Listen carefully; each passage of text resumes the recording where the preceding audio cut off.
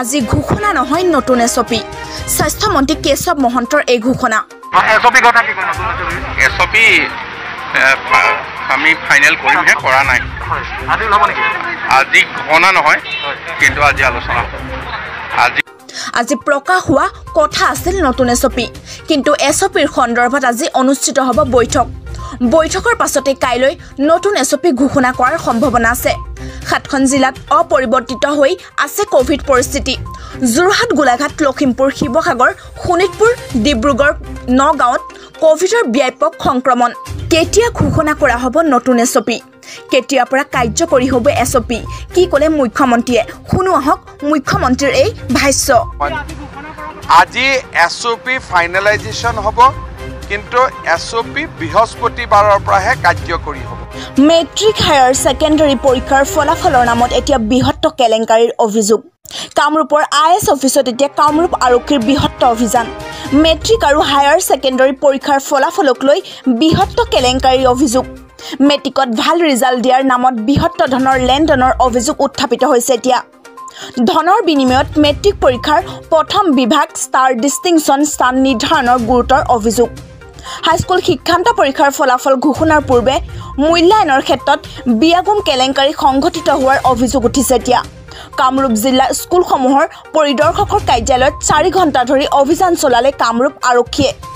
অভিযানত সোধা পোছাৰ বাবে কামৰূপ জিলা আৰক্ষীৰ অধীক্ষকৰ কাৰ্যালয়লৈ নিয়া হয় কামৰূপ জিলা স্কুলসমূহৰ পৰিদৰ্শক মাধৱ ডেকা শিক্ষা বিভাগৰ জিলা আঁচনি বিষয়া তথা সেৱাৰ সমন্বয়ক ফুলপাহিনাথ কাৰ্যালয়টোৰ কৰ্মচাৰী প্ৰশান্ত দাসৰ লগতে আন এগৰাকী চতুৰ্থ বৰ্গৰ কৰ্মচাৰী শিৱেশ্বৰ কলিতাক অভিযান কালত কামৰূপ জিলা স্কুলসমূহৰ পৰিদৰ্শকৰ কাৰ্যালয়ৰ পৰা আৰক্ষীয়ে জব্দ কৰিছে কেইবাটাও লেপটপ মোবাইল ফোন আৰু বহুতো নথিপত্ৰ দক্ষিণ কামৰূপৰ গৰৈমাৰীতো 6 গাঁও আৰক্ষীয়ে চলাইছে এই অভিযানত বহু আপত্তিজনক নথিপত্ৰ জব্দ 6 গাঁও আৰক্ষীয়ে আটক কৰিছে গৰৈমাৰীৰ মাজৰটোপ উচ্চতৰ মাধ্যমিক বিদ্যালয়ৰ অধ্যক্ষ আকাশ আলী আহমেদক আটক গৰৈমাৰী আঞ্চলিক ছোৱালী হাইস্কুলৰ প্ৰধান শিক্ষক দুষ্ট হবিবুৰ ৰহমানকো ফলাফল ঘোষণা কৰাত ধনৰ লেনদেন কৰাৰ অভিযোগ 2 গৰাকী বিদ্যালয়ৰ প্ৰধানৰ বিৰুদ্ধে এতিয়া ইছলাম ধৰ্মাৱলম্বী লোকসকলক পবিত্ৰ ঈদৰ নামাজ ঘৰতে সম্পূৰ্ণ কৰিবলৈ আহ্বান জনাইছে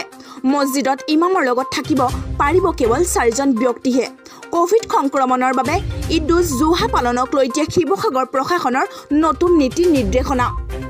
আৰু কোভিড সংক্ৰমণৰ বাবে ঈদ উজ জোহা পালনক লৈ এতিয়া নতুন নীতি নিৰ্দেশনা শিৱসাগৰ জিলা প্ৰশাসনে চৰকাৰ নিৰ্দেশ মৰ্মে জাৰি কৰিছে সতৰ্কতামূলক নীতি নিৰ্দেশনা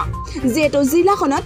বৃদ্ধি পাইছে কোভিডৰ সংক্ৰমণ কোভিড নিয়ন্ত্ৰণৰ বাবে শিৱসাগৰ জিলা প্ৰশাসনে জাৰি কৰিছে নিৰ্দেশনা উপায়ুক্তৰ সৈতে মছজিদ কমিটিসমূহৰ বৈঠকৰ পিছতে এই সিদ্ধান্ত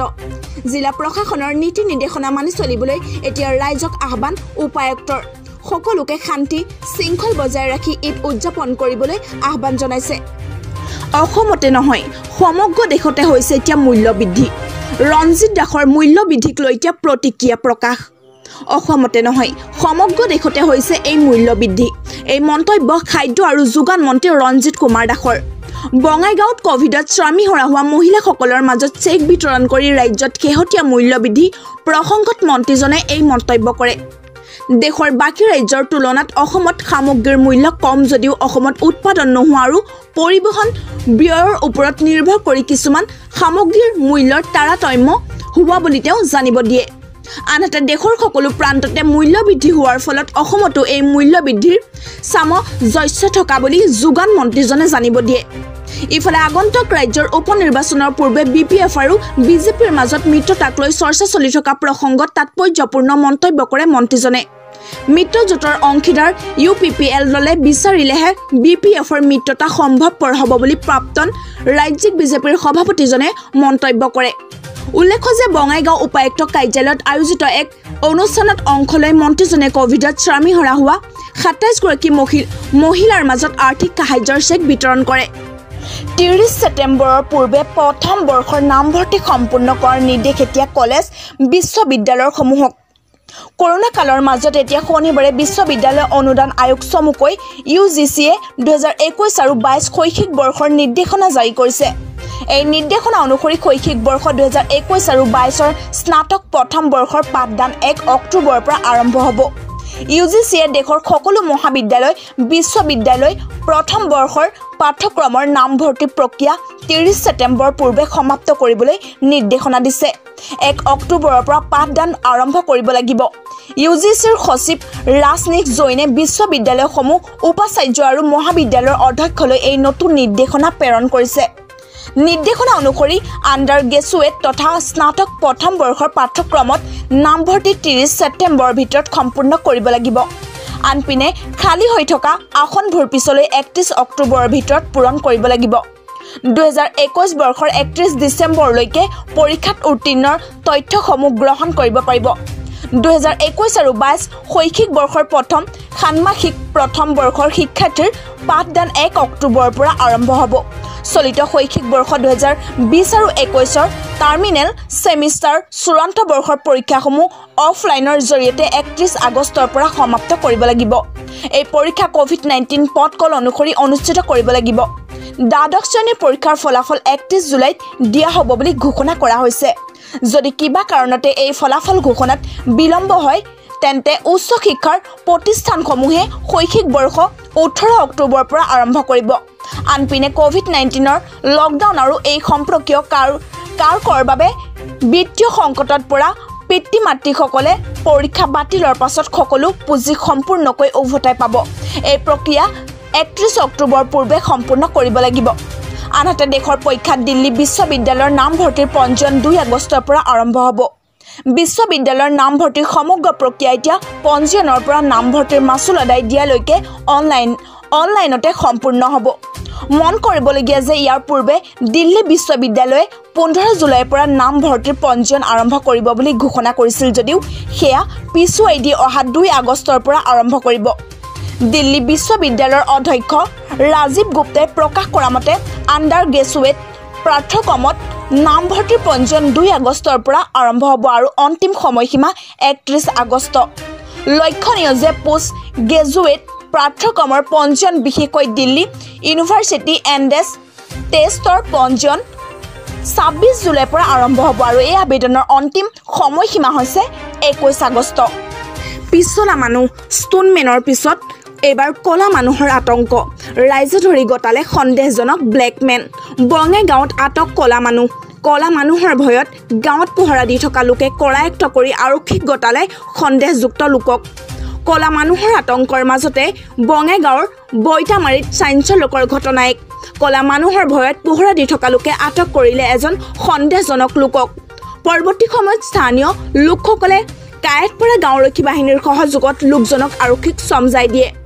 অপৰিচিত লোকজনে কলা পোছাক পৰিধান কৰি গাঁওখনত প্ৰৱেশ কৰাৰ পিছতে কলা মানুহৰ ভয়ত পহৰা দি থকা লোকসকলে কৰায়ত্ব কৰে